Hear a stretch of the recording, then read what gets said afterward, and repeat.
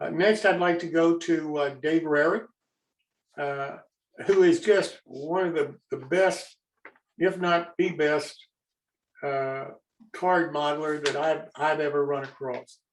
I just can't tell you how impressed I am with his capabilities at building in card. And if you've never tried card modeling, I think you're going to be absolutely amazed when he's finished with doing this model. The appearance of it is just going to be outstanding. This is a card model that Paul Egret designed. And Dave, I can't thank you enough for coming on the show and doing this. Thank you. Starting over again on the second wall. Hopefully this time I'll get the tape on without getting all kind of wrinkles and creases in it. And then we can proceed with cutting this piece out and adding it to our building.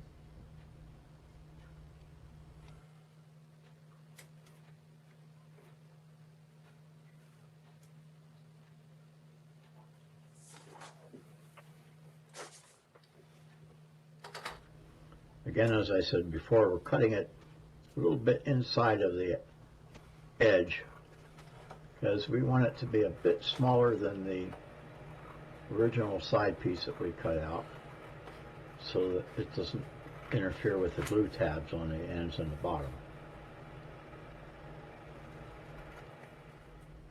Now we're going to the plate number 3, and we're going to use some of the extra windows that are on the drawing.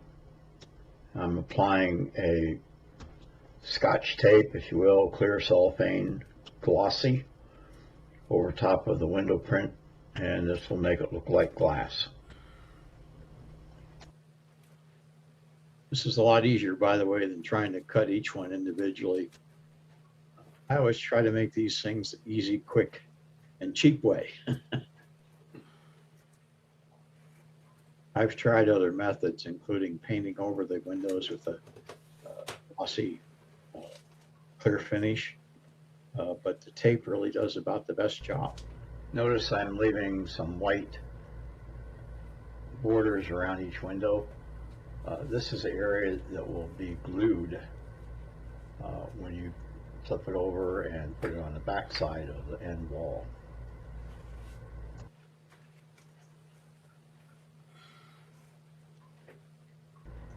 Here again, I'm using the Cheap Kids glue stick, applying a coating on the inside surface, or back surface if you will, of the end walls, and carefully position it over those windows that you just cut out.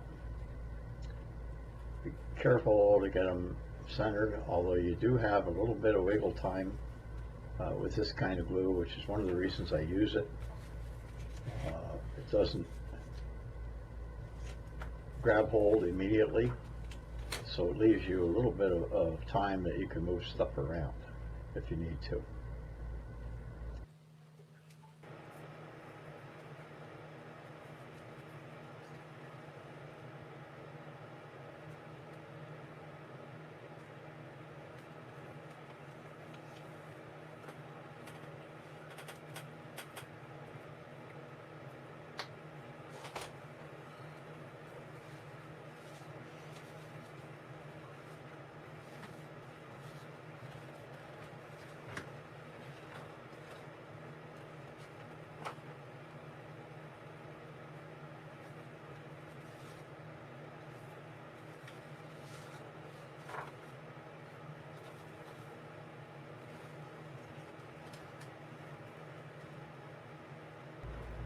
Here I'm cutting out the main windows on the front and the door.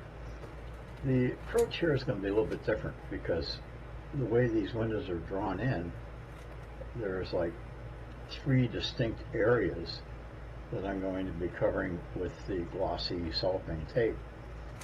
The trick here, of course, is to try not to cover over the door because that wouldn't be glossy necessarily, other than the windows, which you could try to do if you're energetic, I guess.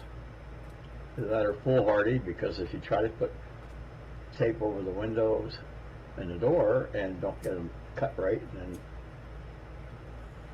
try to reposition it, you're going to pull the print right off the paper again, which will wreck it.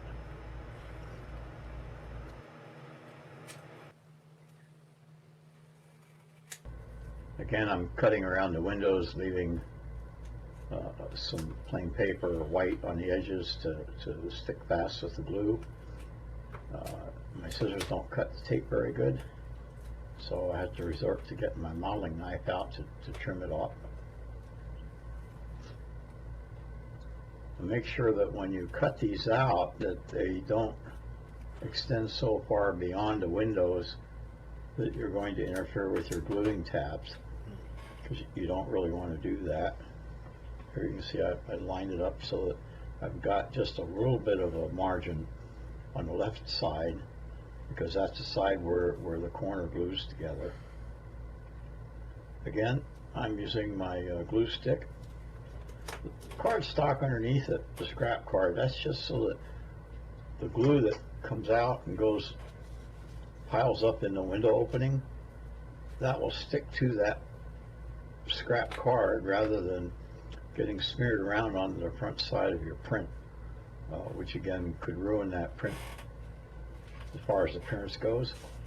And we don't want to do that. Here again, just position it very carefully so you get it centered where it needs to be.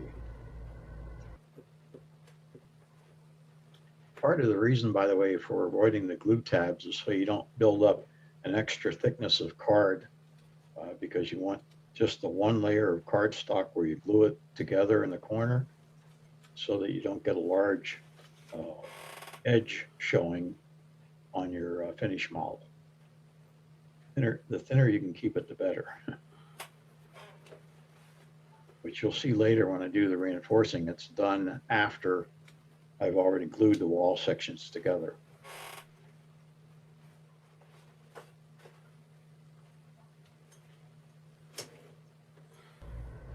At this point, we lay out the two walls flat, and I'm going to glue them together at the corner. This is using Aleene's tacky glue. I put it in a little dispenser bottle with a fine tube applicator. I think it's about a 20 millimeter or 20 thousandths rather opening in that tip, which allows you to control the amount of glue very, very easily. And just position it up, line it up. Try to make sure that it's positioned right at the corner where it needs to be joined. Don't overlap it, because if you do, then you're going to have a piece of the end wall sticking out beyond the side wall. And here I'm just standing it up, making sure that everything is even and that it's straight across the bottom, because if you don't glue it straight, there's no way your building is going to be straight when you do the final assembly.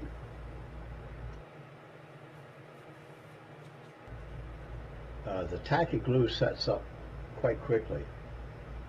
No need to clamp it. I just use a little bit of finger pressure after I get the pieces positioned where they need to be, and just press the pieces of the card together, and it will stay there in just a matter of seconds. It works almost as fast as like a super glue would, but you're not dealing with a CA adhesive. It's just a PVA type adhesive.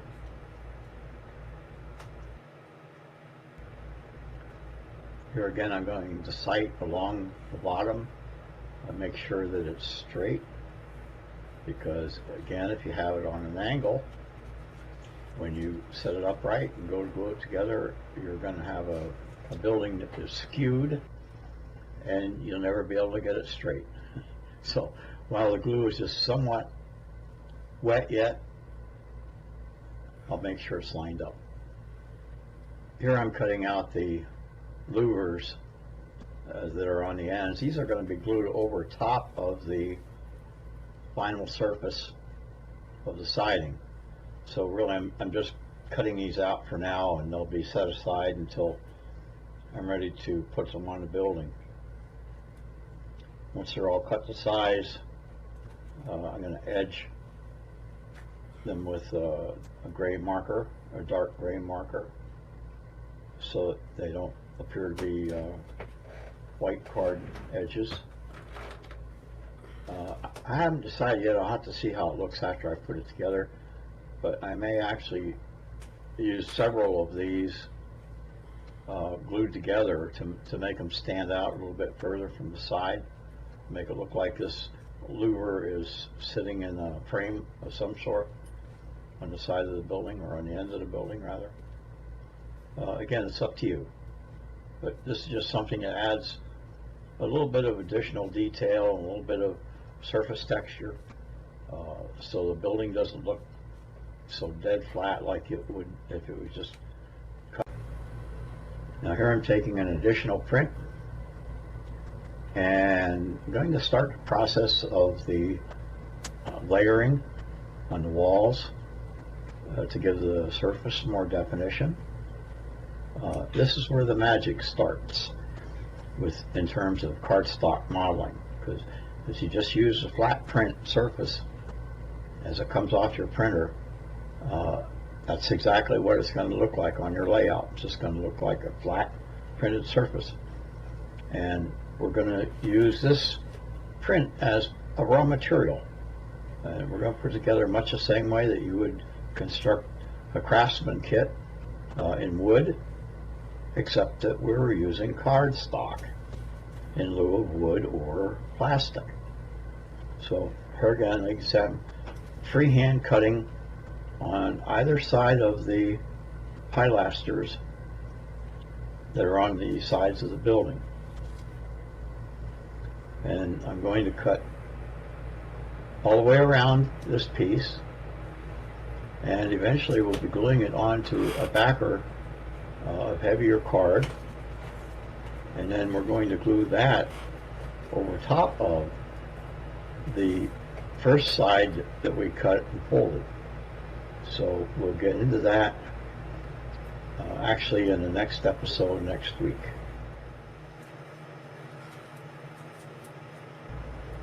So here's the overlay.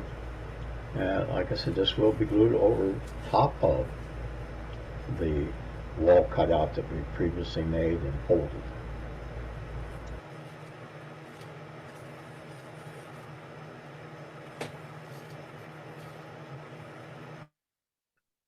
Okay, that concludes the second part.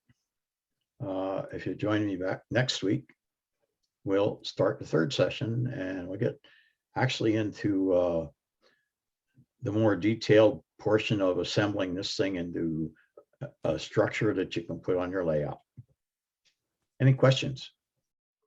With the pens that you're using to outline the windows and etc., do you use just a black Sharpie, or do you use actually different colors? Well, I use different colors. You could use a black Sharpie, but I find that that might just be a little too bold. What you're trying to do is to get it to look like a shadow effect around the window or opening. I use typically Blick markers. I'll try to match the color to whatever the print color is on the outside that you're going to be running up against. And you don't have to use a marker. I mean, you could use a paint if you want, or some guys use a colored pencil, just run it along the edge, or it just happens that I prefer a marker, so that's what I use. Well, first of all, do you ever put lighting in any of these card models? And if you do, how do you avoid light leak and stuff like that? Okay, yes, I do. At some point in time, I probably could post a few photos of some of my models that I built, maybe on that My Build series, because I've actually got quite a few photos that I've taken of various buildings that I've constructed over the years. And I put lighting in a few of them, not many. But once you add the internal reinforcing layers like I'll show in next week, the following weeks, that blocks out any light. And as long as you've got a tight joint and you don't have any gaps anywhere in your corners and such, the light won't show through. There's an interesting side effect that I had on one building that I made. It was actually a kit designed from Clever Models. They had a sign on the front of the building that was originally like a backlit sign with fluorescent bulbs behind the lettering. And I noticed something that pretty much by accident, actually, I had printed the sign on glossy photo paper just because I wanted it to be glossy. I wanted it to look like a metal sign. And I had it sitting on my desk, and my desk light was behind it. And I noticed that the light came through that photo paper. And I thought, this is pretty neat. So I printed another copy on regular cardstock and cut out the letters and glued that on the back side of that photo paper to act as a resist, if you will, or as a block for the light. And you put light behind it when I lighted the building, and the light came through the photo paper and looked just like a fluorescent backlit sign. So that was kind of a unique method of doing that, which never had occurred to me until I used this photo paper. But not every photo paper might be translucent like that. I don't know, but the stuff I used worked out really slick. Well, Dave, thank you so much for being here this evening and doing that. Look forward to seeing you next week. Thank you, Jim. I'm hoping that I give some tips. I mean, the fellows on this show are consummate modelers for the most part, but I suspect that a lot of them have maybe never done anything in this type of medium with the printed cardstock. So I'm just trying to show them another way to, I would say, make these as a background building. I don't think I'd want to put it up in the front of the layout, but for a background, I think it works really nice.